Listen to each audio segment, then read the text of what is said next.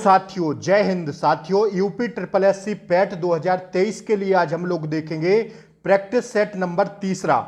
इससे पहले हमने आपको दो प्रैक्टिस सेट करा दिए हैं। अगर आप लोगों ने इन दोनों प्रैक्टिस सेटों को नहीं देखा है तो इसी क्लास के नीचे डिस्क्रिप्शन बॉक्स में आपको इन दोनों प्रैक्टिस सेटों की लिंक मिल जाएगी। आप लोग इन दोनों प्रैक्टिस सेटों को जरूर देख लीजिएगा। साथियों, आइए स्टार्ट करते हैं आज के सेशन को। 90+ नंबर की अगर आपको तैयारी करना है इस बार पैट में तो जुड़िएगा आप लोग रानी लक्ष्मीबाई क्लासेस के साथ। मैं आपको 90+ नंबर की तैयारी करवाऊंगा।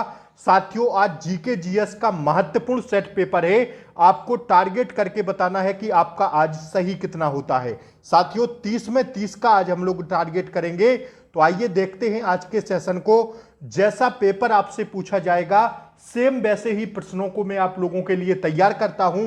तो साथियों, आप लोग चैनल को सब्सक्राइब कर लें, बेल आइकन प्रेस जरूर कर दें ताकि आगे आने वाली क्लास का नोटिफिकेशन आपको सबसे पहले मिले। रोज क्लास आपके बीच आती रहेगी तो आप लोग चैनल को सब्सक्राइब करके जरूर रखिएगा। ठीक है, वीडियो को लाइक कर दें। आइए स्टार्ट करते हैं आज के सेशन को। पहला प्रश्न साथियों, मैं 30 प्रश्न आपको डेली कराऊंगा। आपको अपना टारगेट करके कमेंट बॉक्स में जरूर बताना है कि सर आज हमारा इतना सही हुआ है। ठीक है, पहला क्वेश्चन है साथियों, हड़प्पा सभ्यता की खोज किस वर्ष हुई थी? तो साथियों, हड़प्पा सभ्यता की जो खोज हुई थी यह हुई थी साथियों 1921 में। अगर आपसे यही पूछ दे कि हड़प्पा सभ्यता की खोज किसके द्वारा की गई थी तो लिख लेना साथियों दयाराम साहनी। किसके द्वारा? दयाराम साहनी के द्वारा 1921 में हड़प्पा सभ्यता की खोज की गई थी। That's your answer. आप लोग एक नोटबुक पेन हाथ में लेकर बैठा कीजिए। मैंने पहली क्लास में ही आपसे कहा था जो भी मोस्ट इंपोर्टेंट लगे आप लोग लिखते हुए चलिएगा। बाद में 30 क्वेश्चन का टारगेट जरूर बताइएगा। जीएस का पूरा पेपर रहता है कि आज सर मेरा इतना सही हुआ है। ठीक है, किसे लाइट ऑफ एशिया कहा जाता है? तो भैया लाइट ऑफ एशिया कहा जाता है किसको? गौतम बुद्ध को। ठीक है, इनका जन्म अगर आपसे पूछ ले गौतम बुद्ध का तो 563 ईसा पूर्व में हुआ था। लुम्बिनी नामक साथियों नेपाल में हुआ था। कहां पर? लुम्बिनी नेपाल में हुआ था इनका जन्म 563 ईसा पूर्व में। और लाइट ऑफ एशिया किसे कहा जाता है? इन्हीं को, गौतम बुद्ध को लाइट ऑफ एशिया कहा जाता है। ठीक है, आइए तीसरा प्रश्न देखिएगा, खानवा का युद्ध कब लड़ा गया था? मैं गोली की तरह आपको रिवीजन कराऊंगा, बस आप लोग चैनल पर बने रहिएगा।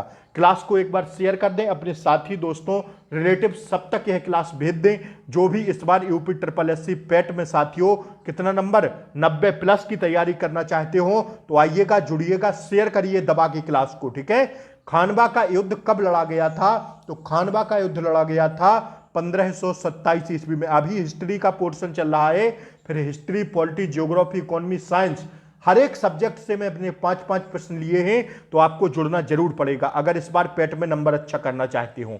खानवा का युद्ध कब लड़ा गया था? तो 1527 में लड़ा गया था। अगर आपसे पूछ दे किस किस के बीच लड़ा गया था तो बाबर और राणा सांगा के बीच लड़ा गया था। जीत किसकी हुई थी आप लोग जरा कमेंट बॉक्स में बताइएगा। ठीक है, 1527 ईस्वी में बाबर एवं राणा सांगा के बीच हुआ था। खानवा का युद्ध हुआ था 1527 ईस्वी में। ठीक है, अगला प्रश्न आपसे पूछा जाएगा, मोपला विद्रोह किस राज्य से संबंधित है? तो भैया मोपला विद्रोह जो है यह है केरल राज्य से संबंधित। ठीक है, ऑप्शन बी इसका सही जवाब है। आइए, किस शासक ने सर्वप्रथम महाधिराज की उपाधि धारण की थी? किस शासक ने सर्वप्रथम महाधिराज की उपाधि धारण की थी? तो साथियों यह की थी किसने? चंद्रगुप्त प्रथम ने।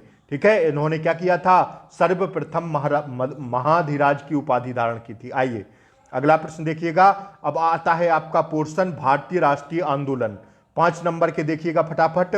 किस भारतीय राष्ट्रीय आंदोलन का शीर्षक गीत वंदे मातरम बना दिया? तो साथियों बना दिया था तो स्वदेशी आंदोलन में साथियों क्या भारतीय राष्ट्रीय आंदोलन का शीर्षक गीत वंदे मातरम बना दिया गया था। ध्यान रखिएगा, स्वदेशी आंदोलन में। ठीक है, ठीक है ना। आइए अगला प्रश्न देखें। आइए, बिहार बंगाल से कब अलग हुआ था? तो यह हुआ था साथियों बिहार बंगाल से अलग हुआ था 1912 में। ठीक है, बढ़े अगले प्रश्न की ओर। आइए अगला प्रश्न देखिएगा साथियों, 1905 में बंगाल विभाजन के समय भारत का वायसराय कौन था? तो वायसराय था कौन? लिख लेना साथियों लॉर्ड कर्जन।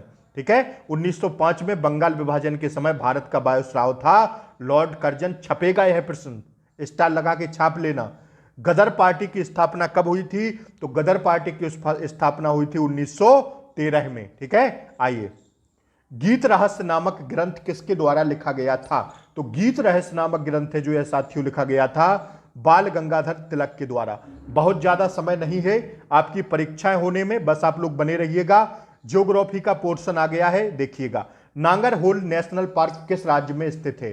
तो साथियों यह है कर्नाटक में स्थित। ठीक है, कहां पर? कर्नाटक इसका राइट आंसर है। अगला प्रश्न देखिएगा, राष्ट्रीय वन अनुसंधान संस्थान कहां है? तो यह है साथियों कहां पर?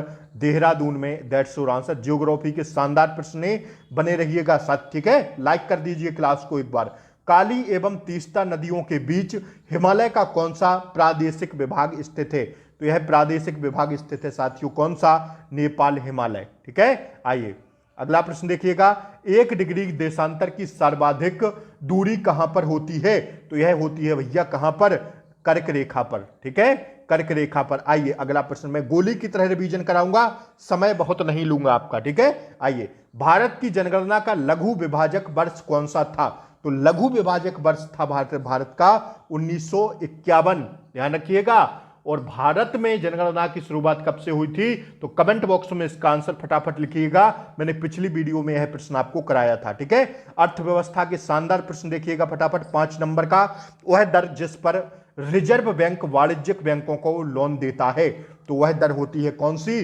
ध्यान रखिएगा भैया, रेपो दर, इसे कहते हैं रेपो दर। ठीक है, रेपो दर कहा जाता है। That's your answer. अगला प्रश्न देखिएगा, सेवा क्षेत्र अर्थव्यवस्था के किस क्षेत्र को कहा जाता है? तो साथियों तृतीयक क्षेत्र को कहा जाता है। क्या? सेवा क्षेत्र। अर्थव्यवस्था के तृतीयक क्षेत्र को कहते हैं सेवा क्षेत्र। ठीक है, सारे प्रश्न लिखते हुए चलिएगा, नहीं लिख पा रहे हो तो स्क्रीनशॉट लेते हुए चलिएगा, बाद में लिख लेना। ठीक है, राष्ट्रीय आय की गणना की आधार वर्ष क्या है? तो यह आधार वर्ष है साथियों कौन सी? 1999 से 2000। ठीक है, आइए। योजना आयोग के अनुसार शहरी क्षेत्रों में कितनी कैलोरी पोषण प्राप्त ना होने वाले को गरीबी रेखा के नीचे माना जाता है? तो भैया यह माना जाता है कितने को? ध्यान रखिएगा, 2100 कैलोरी के नीचे जो है उसे क्या शहरी क्षेत्रों में कितने कैलोरी पोषण के ना होने गरीबों की रेखा में माना जाता है? 2100 कैलोरी। ठीक है, आइए अगला प्रश्न देखिएगा, अंत्योदय कार्यक्रम का उद्देश्य क्या है? जो अंत्योदय कार्यक्रम है इसका उद्देश्य है साथियों, ध्यान रखिएगा, गरीब परिवारों की सहायता करना। ठीक है, अंत्योदय कार्ड आता है। आइए अगला प्रश्न देखिएगा, संविधान के अति महत्वपूर्ण प्रश्न देखिएगा, पॉलिटी। भारतीय संविधान की 11वीं अनुसूची संबंधित है किससे? तो 11वीं अनुसूची संबंधित है पंचायती राज से। ठीक है, पंचायती राज से संबंधित है 11वीं अनुसूची। That's your answer. आइए अगला प्रश्न देखिएगा, किसी राज्य में राज्यपाल की नियुक्ति संविधान के किस अनुच्छेद के अंतर्गत की जाती है? किसी राज्य में राज्यपाल की नियुक्ति संविधान के किस अनुच्छेद के अंतर्गत की जाती है? तो यह की जाती है साथियों कौन से? अनुच्छेद 155 के तहत। ठीक है, राज्यपाल की नियुक्ति संविधान में 155 अनुच्छेद के तहत की जाती है। ठीक है, स्टार लगा के इस प्रश्न को छाप लेना और लिख लेना साथियों, छपेगा, क्योंकि राज्यपाल से संबंधित प्रश्न आपको परीक्षा में देखने को जरूर मिलेगा। ठीक है, आइए, निम्नलिखित में से किन अनुच्छेदों को राष्ट्रीय आपातकाल के दौरान निलंबित नहीं किया जाता है? तो वह अनुच्छेद है साथियों, जब हमारे देश में आपातकाल की स्थिति जैसी संकट बनता है तो आपको बताना है कौन से अनुच्छेद को निलंबित नहीं करते हैं। तो भैया निलंबित जो नहीं करते हैं वह है कौन सा? अनुच्छेद 20/21 को। ठीक है, ऑप्शन डी इसका सही जवाब है। बढ़े अगले प्रश्न की ओर। आइए, मार्ले मिंटो सुधार किस वर्ष पारित किया गया था? तो मार्ले मिंटो सुधार किया गया था 1909 में। ठीक है, मार्ले मिंटो सुधार पारित किया गया था 1909 में। ठीक है, आइए, भारत में उच्चतम न्यायालय का उद्घाटन कब किया गया था? तो उच्चतम न्यायालय का उद्घाटन किया गया था भारत में कब? That's your answer, option D, 28 जनवरी 1950 को। आइए, अब विज्ञान के शानदार प्रश्न देखिएगा, 30 प्रश्न में आपको डेली कराऊंगा, और अगर आप लोग इस मेरी क्लास से जुड़ते हैं तो साथियों आप लोग देख लीजिएगा, इन 30 में 30 प्रश्न में आपको अपनी क्लासों से दिखाऊंगा। ठीक है, बस आप लोग अभी से क्लास लेना स्टार्ट कर दीजिए, क्लास को शेयर कर दीजिए। ठीक है, सर्वप्रथम प्रकाश की गति को किसने मापा था? तो भैया यह मापा था किसने? आंसर लिख लेना, ओलास रोमर ने, और स्टार लगा के जरूर छापना क्योंकि परीक्षा में ऐसे ही प्रश्न आएंगे। आइए, मानव शरीर में सबसे छोटी हड्डी कौन सी है? तो सबसे छोटी हड्डी है कौन सी? स्टेपीज। ठीक है, ऐसे ही छोटे छोटे प्रश्न आपसे पूछे जाएंगे और आप लोग गलत करके चले आएंगे। आंख का कौन सा भाग आंख के रंग का निर्धारण करता है? तो यह करता है साथियों कौन सा? आइरिस। ठीक है, यह आंख के रंग का निर्धारण करता है आइरिस। ठीक है, आंख का कौन सा भाग, आइरिस भाग जो होता है, यह आंख के रंग का निर्धारण करता है। ठीक है ना। आइए अगला प्रश्न देखिएगा, किस तकनीकी से समुद्र के पानी से नमक प्राप्त होता है? किस तकनीकी के कारण समुद्र से के पानी से नमक प्राप्त होता है? तो यह तकनीकी है साथियों कौन सी? बाष्पीकरण द्वारा। ठीक है, बाष्पीकरण द्वारा उसे गड्ढों में डाला जाता है, फिर उसके द्वारा नमक प्राप्त किया जाता है पानी से। ठीक है, बाष्पीकरण के द्वारा। अति महत्वपूर्ण प्रश्न था। गन्ने में लाल सड़न रोग किसके कारण होता है? तो साथियों यह होता है किसके कारण? ऑप्शन ए, कवक के कारण। मुश्किल से 10 मिनट लगते हैं, मैं आपको क्लास फिनिश करवा देता हूं, आपका समय नहीं लेता हूं ज़्यादा। ठीक है ना, क्योंकि आपको और भी सारी चीज़ें पढ़नी है, तो आप लोग इस क्लास को नहीं छोड़िएगा पेपर तक। ठीक है, बने रहिएगा, चैनल को सब्सक्राइब जरूर कर लें ताकि कल की क्लास का नोटिफिकेशन आपको सबसे पहले मिले। क्लास को शेयर कर दें और सभी लोगों तक पहुंचा दें जो भी इस बार आपके साथी हों, पेट में अच्छा स्कोर करने वाले हों। जय हिंद। मिलते हैं अगली क्लास के साथ, तब तक के लिए जय हिंद, टेक केयर, बाय बाय, नमस्कार।